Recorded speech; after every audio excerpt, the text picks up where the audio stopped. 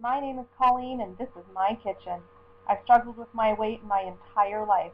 After trying every diet in the book without any success, I came to the realization that diets don't work.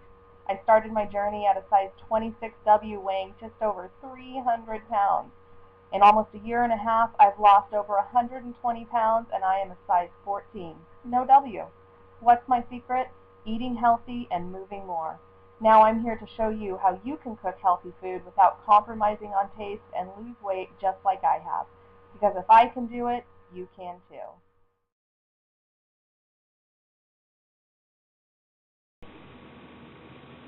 Hello and welcome back to my kitchen. Tonight I have a really easy, low-fat, delicious, and vegetarian dish to make for you.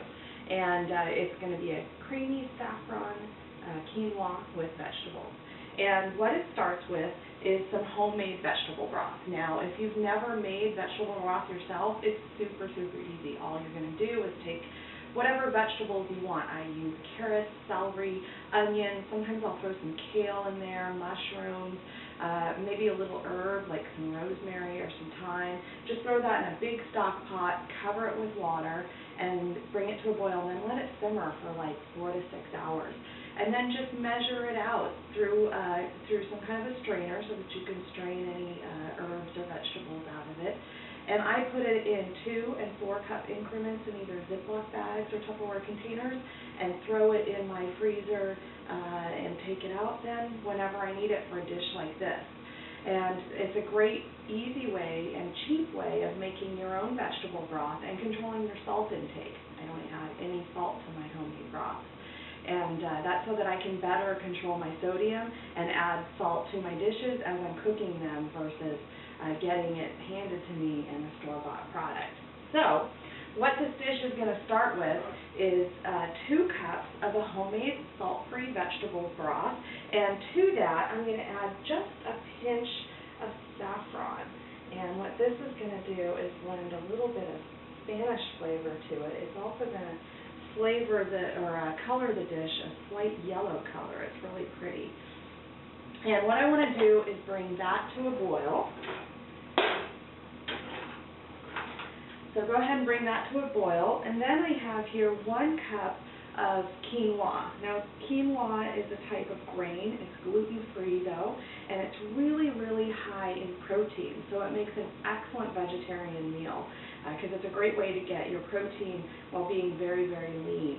And the trick to quinoa that I have found in cooking it is, first of all, to cook it in broth instead of water. It adds a lot of flavor to it, whether you're using chicken broth or vegetable broth. And the other thing is to rinse it really well before you cook it. For whatever reason, I'm not sure of the chemistry behind it, but for whatever reason, it just makes it cook up better. And so once this comes to a boil, I'm going to go ahead and add my quinoa. Again, 1 cup. And I'm using a tricolor quinoa just to add a little bit of color to the dish. I'm going to let that come back to a boil, and then I'm going to cover it and cook it on low for about 25 to 30 minutes until that broth has been fully absorbed. While my quinoa is cooking up, I want to go ahead and start sauteing up my vegetables that I'm going to add into that. And that's going to start with a deep cast iron skillet here because I want to be able to mix the quinoa into my vegetables once it's finished cooking and they've finished cooking. And I'm going to add to the pan just a teaspoon of olive oil. It's going to add a little bit of flavor to the dish, but I find that a teaspoon is plenty to get it cooking. So I'm preheating my pan on medium over here, and now I'm going to add to that a sweet onion, a whole sweet onion that I'm just going to dice up.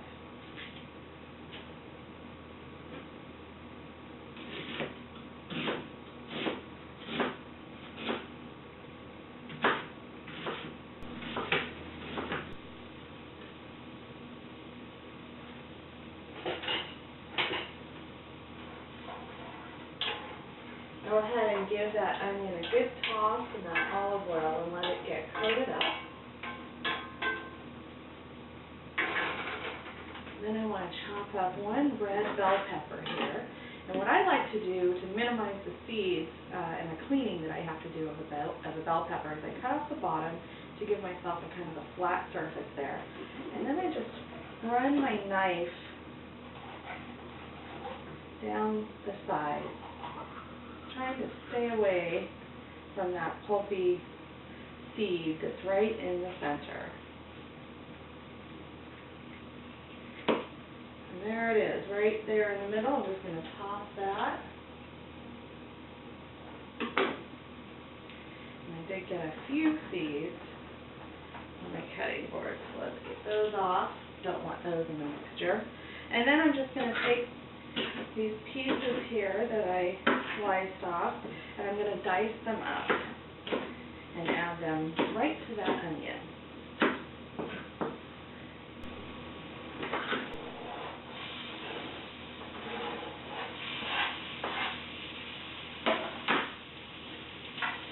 So same thing, you want to go ahead and give that a good stir, get that pepper coated with the oil, just like the onion. And then I have a very small clove of garlic. I don't want to use too much garlic in this dish because I don't want to overpower the taste of the saffron. So I just want to complement it. And now if you don't have a small clove, what you can also do is boil the garlic or poach it in water just for 1 minute. And then when you remove it, the skin should pop off and just dice it up from there. It just kind of mellows out the flavor of the garlic just a little bit. Let's go ahead and add just a pinch of coarse sea salt here. Start flavoring those vegetables. And I want to cook this until the onions are transparent.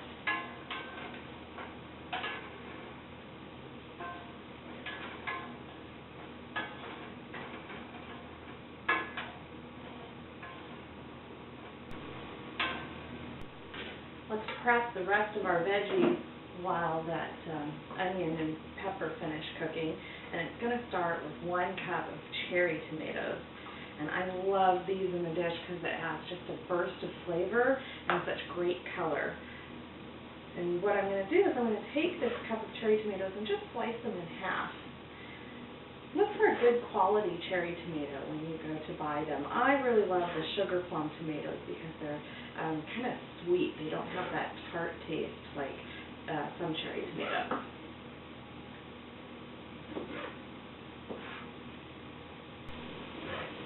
So the last thing I'm going to prep are 2 baby zucchinis.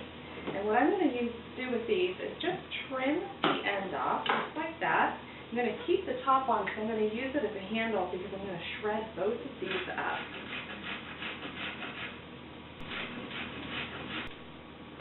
Once my onions have cooked up, I'm going to go ahead and add that zucchini and cherry tomatoes.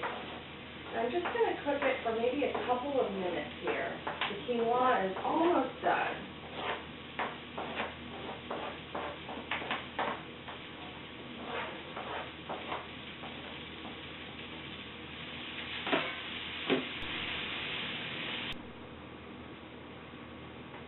Once the tomatoes have started to soften and the zucchini becomes really tender, and I can see there's a little bit of liquid in the bottom of my pan now from that's coming off of the zucchini and the tomatoes, what I'm going to do is I'm going to take 4 ounces of a light cream cheese, not a non-fat, not a full fat, but somewhere in the middle. I don't like to go with the full fat because it adds too much fat. I don't like to go with the non-fat because it has more chemicals. The calorie difference between the non-fat and the light is very negligible, and the light just has more flavor than the non-fat. It cooks up easier as well, or better, I should say. What I'm going to do is I'm going to dump that 4 ounces of light cream cheese in. I'm just going to use the back of my wooden spoon to sort of squish it and let it become very creamy. It's just going to melt right into the dish. This is a great way to make a dish creamy without actually using cream, and it doesn't add a lot of, tart or strong flavor to the dish. My quinoa is done. Let's go ahead and turn my burners off. And the quinoa cooked up a lovely yellow in there. I'm not sure if you can see that from there. And I'm going to go ahead and dump it right into this mixture of all these lovely vegetables, all these flavors.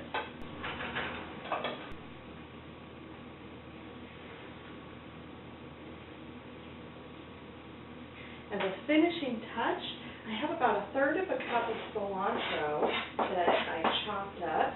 I'm going to just add it right to my dish there and stir it in.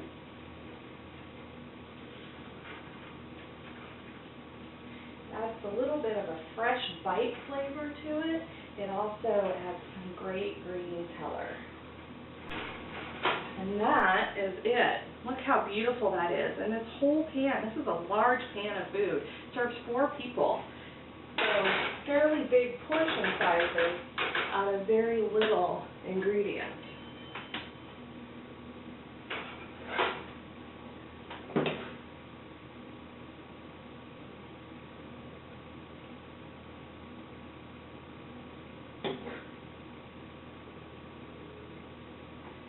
Just like that. How beautiful is that? Look at the color of the yellow from the saffron, the red of the tomatoes and the bell pepper, and little hints of green from that cilantro that we added at the end. And all of it in this lovely creamy sauce that makes it so delicious. I'm going to go sit down and enjoy my meal. I hope you'll give this a try and let me know what you think. And until then, I'll see you in my kitchen next time.